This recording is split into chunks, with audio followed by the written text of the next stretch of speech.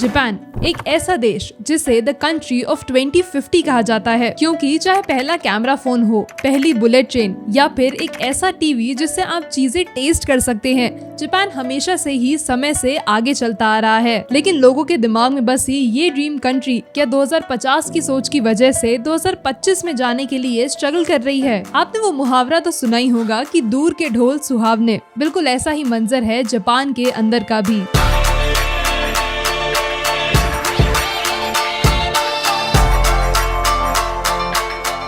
जो देश टेक्नोलॉजी के मामले में दूसरों के लिए एक इंस्पिरेशन माना जाता है, वो अपनी डार्क रियलिटी छुपाने की भी पूरी कोशिश में रहता है। और इस कड़वे सच का सबसे बड़ा असर पड़ता है वहाँ की लोगों की मेंटल इलनेस, डिप्रेशन और साथ ही सोशल एंजाइटी को बढ़ाने में, जिसने जापान को ह्यूमन ट्रैफिकिंग सिखा दी है। और ये ह्यूमन ट्रैफिकिंग स्यूडो डेटिंग के तौर पे सबसे ज्यादा होती है जापान की कैपिटल सिटी टोक्यो में, जहाँ पे सबसे ज्यादा रेड लाइट एरियाज पाए जाते हैं। लेकिन इसके अलावा जो चीजें जापान की जिंदगी को और भी ज्यादा मुश्किल बनाती हैं, उनमें से एक है यहाँ का वर्किंग कल्चर।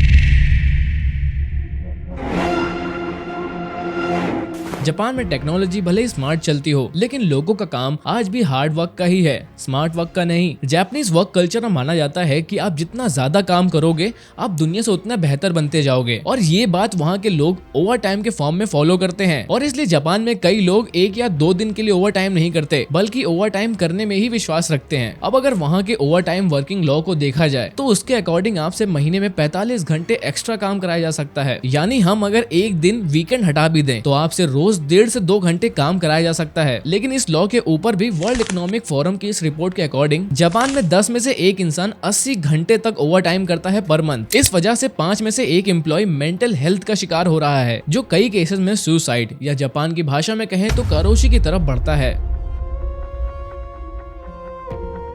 जो कि एक टर्म है ओवर टाइम प्रेशर से हुई डेथ के लिए। और शायद यही वजह है कि आपने जापान में अक्सर ऑफिसेस में नए नए इन्वेंशंस देखे होंगे आराम करने के लिए, जैसे कि ये स्टैंडिंग अप नैप पॉट्स या स्लीपिंग बॉक्स या फिर ऐसी आर्म पिलो जिन्हें काम करते हुए आराम करने के लिए बनाया गया है। हेलो, अरे उठ जा भाई, हेलो, हे, हेलो। पर अगर आपको लगता है कि जापान का वर्किंग कल्चर लोगों की मेंटल हेल्थ पर असर डालता है, तो आइए आपको बताते हैं यहाँ के स्कूल्स के सच के बारे में।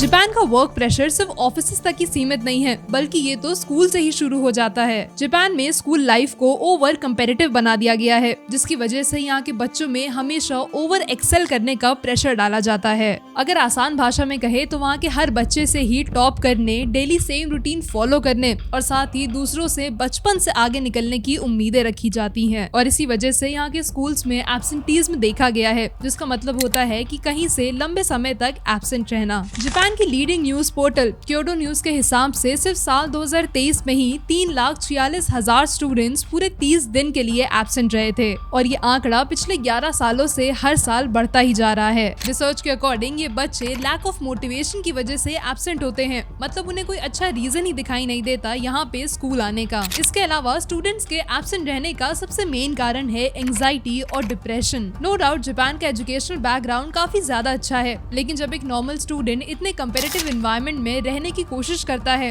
तो उस पे बचपन से ही प्रेशर डाला जाता है अच्छे ग्रेड्स और साथ ही स्ट्रिक्ट रूटीन को फॉलो करने का। और शायद इसलिए ही जापान में मेंटल हेल्थ और सोशल एंजाइटी के केसेस दिन पर दिन बढ़ते जा रहे हैं। लेकिन इस सोशल एंजाइटी और डिप्रेशन की वजह से अब जापान का सिर्फ एजुकेशनल सिस्टम ही स्ट्रगल नहीं कर रहा है, बल्कि यहाँ पे अब बर्थ रेट भी तेजी से गिरना शुरू हो चुका है।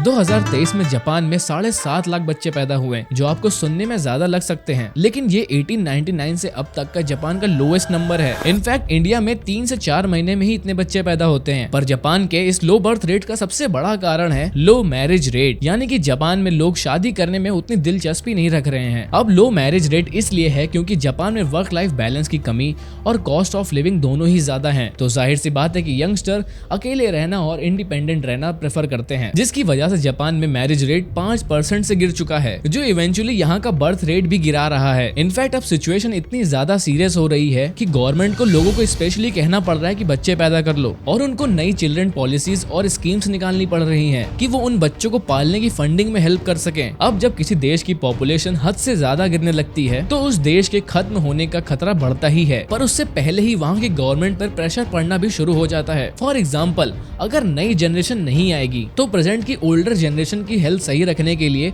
खर्चे गवर्नमेंट को ही उठाने पड़ेंगे। साथ ही अगर नई जनरेशन नहीं होगी तो कोई जॉब नहीं करेगा, जो कि कंट्री की इकोनॉमी को तेजी से गिरा देगा।